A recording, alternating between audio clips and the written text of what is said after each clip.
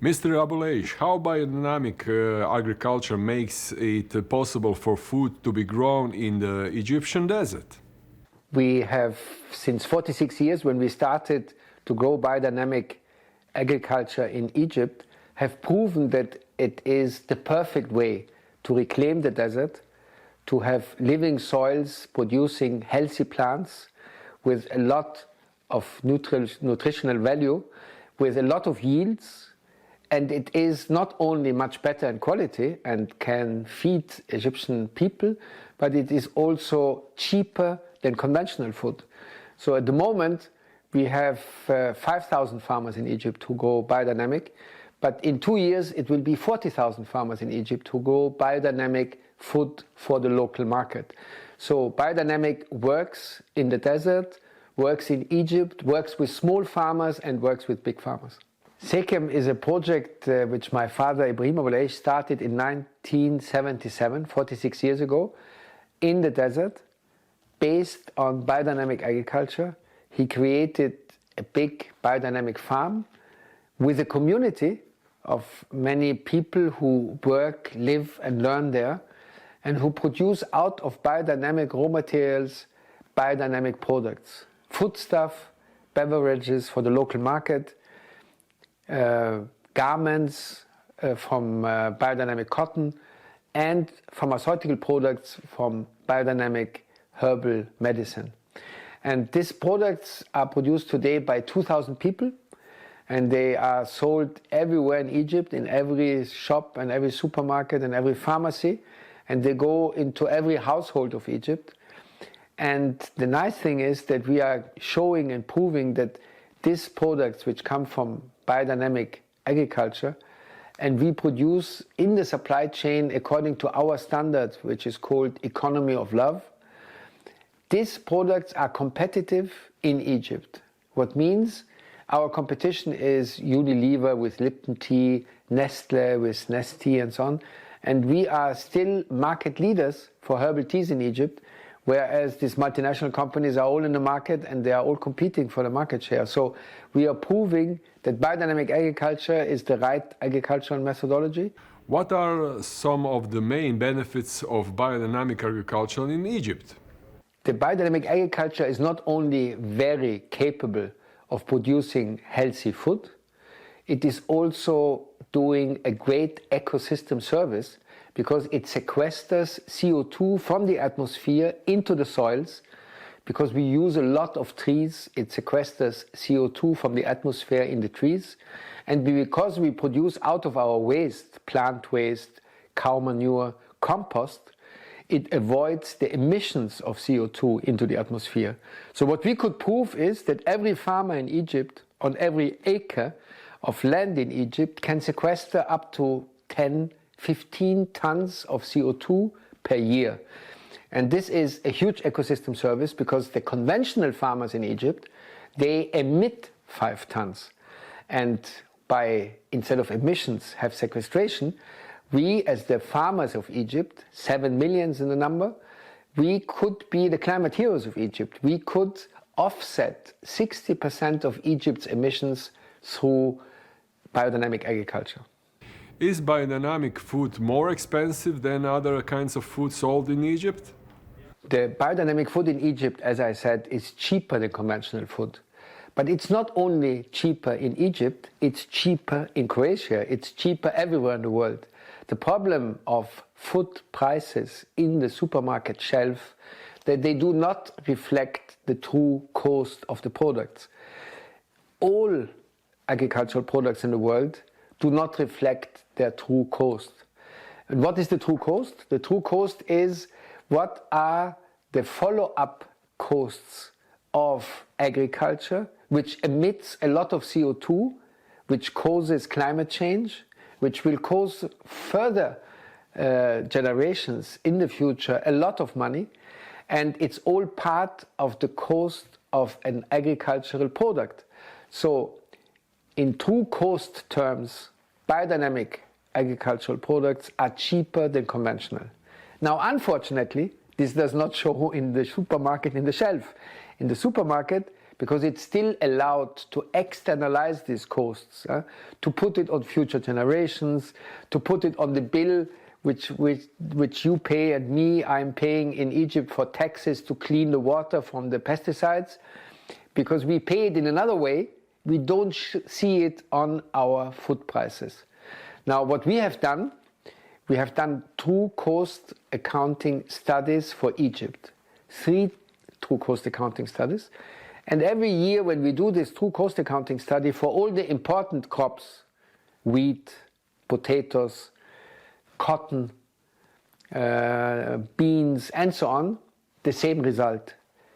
Biodynamic products are cheaper if you consider the impact on climate, the impact on social structures, the impact on the environment, the impact on the pollution of water, the impact on the quantity of water which you use.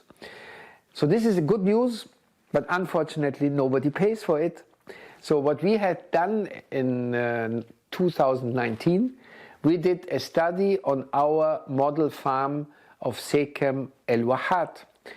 This is a farm which we manage in the desert, and there we said, okay, let's monetize these externalized costs. Let's get money for ecosystem services. So we measured the carbon before we started in the soil, in the trees. Then we worked for 1 year, and then we measured again. And guess what? We could prove that we are sequestering 15 to 20 tons of the CO2. Now, if in the voluntary carbon market in Europe or in the world, 1 ton of CO2 costs 30 euros, and you have 20 tons per acre, then you have an additional income for your farmer of 600 euros per acre, which equals nearly 1,500 euros per hectare. And this is a lot of more income. And when a farmer has this additional income, he can sell his product at the conventional price in the local market. And then he gets the carbon income to send his kids to school, to develop his family, to develop his house, and so on, and have a better livelihood. So our model in Egypt is to help conventional farmers to go to biodynamic agriculture, sell biodynamic products at the conventional price, get carbon credits for their ecosystem service, and with this they have a much better livelihood. And we do a lot for climate change mitigation in Egypt. You have to imagine that when we are now working with 5,000 farmers and we will go to 40,000 farmers, this is already relevant. They can sequester up to 1.5 million tons of CO2 equivalent per year. But in the next phase, until 2028, we want to go to 250,000 farmers, which will be 20% of Egypt's agricultural land. And then I think this can be relevant for system change, because 20% is a tipping point. When we reach 20%, then the whole system will go to biodynamic farming. So our aim and ambition is that the whole of Egypt produces biodynamic products for the local market at the price which is the same than the conventional price, and gets additional income through ecosystem services. What makes biodynamic agriculture an answer to climate change challenges? Biodynamic farming is an answer because it has the potential to mitigate climate change. Now let's have some numbers to understand the huge potential. Over the last 200 years, 23 to 25% of the problem of climate change, which are CO2 emissions, come from conventional agriculture. So we are part of the problem. We, the farmers of the world, we are a big part of the problem. With biodynamic agriculture, if the whole farming system goes to biodynamics, which are 1.5 million hectares in the world, there is a potential that we offset nearly 60% of all the CO2 emissions of the whole world. So when we reach this, then the CO2 emissions do not go up anymore, but they go down. So biodynamic farming has the potential to contribute to real offset of 60% of the global CO2 emissions in the world, and produce healthy food, and produce enough food to feed the whole world, and provide better livelihoods for the billions of farmers all over the world. How do you see the current situation in Egypt and Europe concerning biodynamic agriculture, and what do you think the future might look like? I'm very, very happy when I look into the whole world and in Europe and in Egypt to see that biodynamic agriculture is on the forefront to this paradigm shift of agriculture. It's on the forefront of a real system change for agriculture.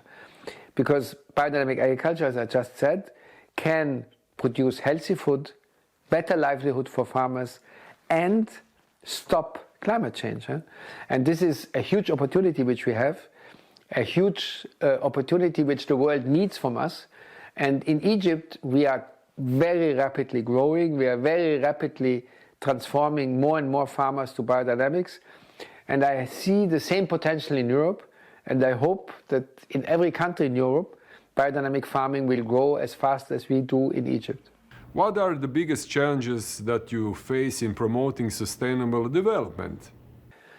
I mean, the continuous biggest challenge of sustainable development in the whole world and in Egypt is, of course, that sustainable development will come only if we find market mechanisms to pay for it.